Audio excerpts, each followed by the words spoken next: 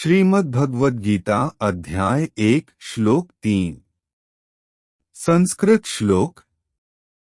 पश्यैता पांडुपुत्राणामाचार्य महती चमू व्यूढ़ा द्रुपदपुत्रेण तव शिष्येण धीनता। 3।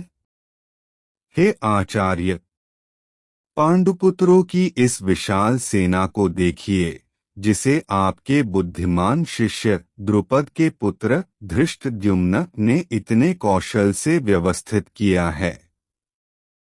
दुर्योधन अपनी विशाल सेना 11 अक्षौहिणी के बावजूद पांडवों की छोटी सेना 7 अक्षौहिणी को देखकर डरा हुआ है। वह अपने डर को छिपाने के लिए गुरु द्रोणाचार्य के पास जाता है। दुर्योधन यहाँ धृष्टद्युम्न का नाम लेता है। वह द्रोणाचार्य को याद दिलाता है कि धृष्टद्युम्न वही है जिसे आपने शिक्षा दी थी, जबकि आप जानते थे कि वह आपकी मृत्यु का कारण बनेगा। वह गुरु को धीनता, बुद्धिमान कहकर ताना मारता है कि देखिए आपका शिष्य आप ही के विरुद्ध कितनी चतुराई से खड़ा है। वह गुरु को धीनता, बुद्धिमान कहकर ताना मारता है कि देखिए आपका शिष्य आप ही के विरुद्ध कितनी चतुराई से खड़ा है।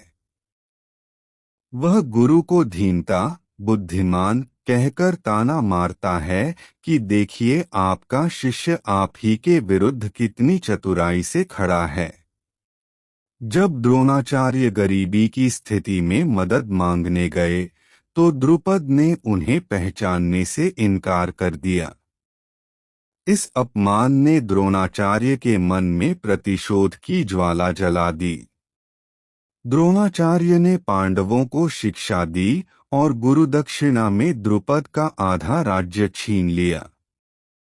इसी अपमान का बदला लेने के लिए द्रुपद ने यज्ञ किया और धृष्टद्युम्न का जन्म हुआ। धृष्टद्युम्न द्रोणाचार्य के पास ही शिक्षा लेने आया था।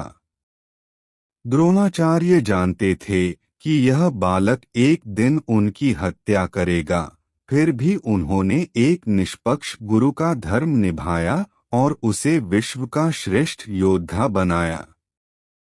धृष्टद्युम्न द्रोणाचार्य के पास ही शिक्षा लेने आया था। द्रोणाचार्य जानते थे कि यह बालक एक दिन उनकी हत्या करेगा, फिर भी उन्होंने एक निष्पक्ष गुरु का धर्म निभाया और उसे विश्व का श्रेष्ठ योद्धा बनाया।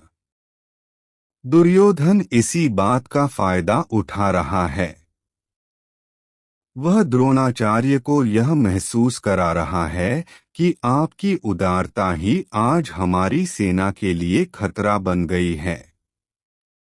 दुर्योधन की सेना में भीष्म, कर्ण और द्रोणाचार्य जैसे महारथी थे, फिर भी उसे पांडवों की सेना विशाल, महती लग रही थी। जब कोई व्यक्ति गलत रास्ते पर होता है तो सत्य के साथ खड़ा एक छोटा सा समूह भी उसे बहुत बड़ा और डरावना लगता है। धृष्टद्युम्न ने सेना को वज्र व्यूह में खड़ा किया था। व्यूह रचना के बारे में थोड़ा विस्तार से बताएं कि कैसे सेना को एक खास आकार में खड़ा करके दुश्मनों को भ्रमित किया जाता है। सबसे बड़ी सीख यह है कि जीत के लिए केवल संख्या या संसाधनों का होना काफी नहीं है। पांडवों की सेना कौरवों से छोटी थी, लेकिन उनकी व्यूह रचना इतनी सटीक थी कि उसने दुर्योधन जैसे शक्तिशाली शत्रु को भी डरा दिया। राधे राधे। क्या कभी आपके मन में यह सवाल आया है कि हम इतनी मेहनत करते हैं, फिर भी मन उदास क्यों रहता है? क्यों हमें अपनों से ही धोखा मिलता है? आज से 5000 साल पहले कुरुक्षेत्र की रणभूमि में अर्जुन के मन में भी यही द्वंद्व था। तब श्री कृष्ण ने मुस्कुराहट के साथ जो बातें कहीं, वो आज आपके और मेरे जीवन की हर मुश्किल का हल हैं।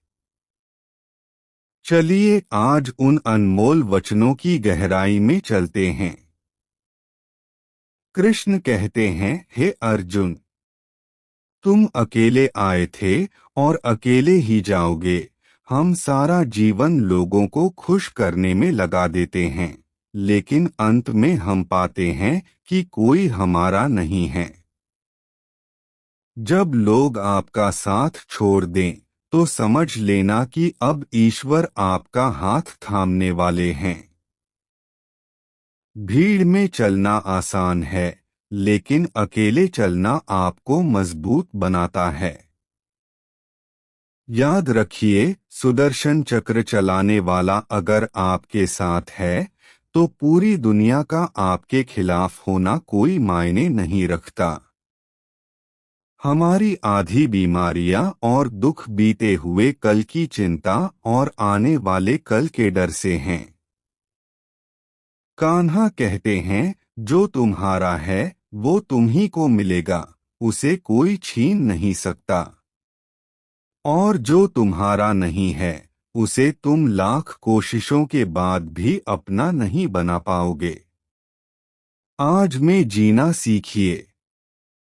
अगर आज आपके पास भोजन है, छत है और सांसें चल रही हैं, तो आप दुनिया के सबसे खुशनसीब इंसान हैं। व्यर्थ की चिंता करके उस ईश्वर के विधान पर शक मत कीजिए।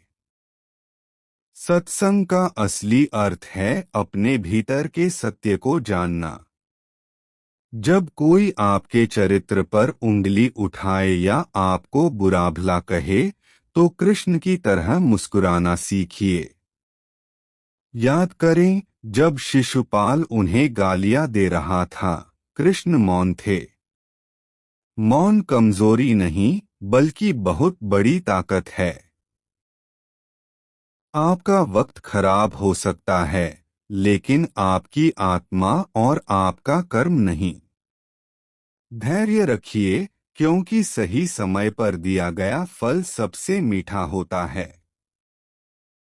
अंत में बस इतना समझ लीजिए कि आप इस संसार के मालिक नहीं, बस एक पात्र कैरेक्टर हैं। अपनी भूमिका पूरी ईमानदारी से निभाइए और परिणाम उस बाके बिहारी पर छोड़ दीजिए। अगर आज आप हार रहे हैं, तो याद रखिए कि गिरकर संभलने वाले को ही कृष्ण का साथ मिलता है। अपने मन को मंदिर बनाइए और उसमें केवल प्रेम और विश्वास को जगह दीजिए। आशा है कि ये शब्द आपके जीवन में नई रोशनी लाएंगे।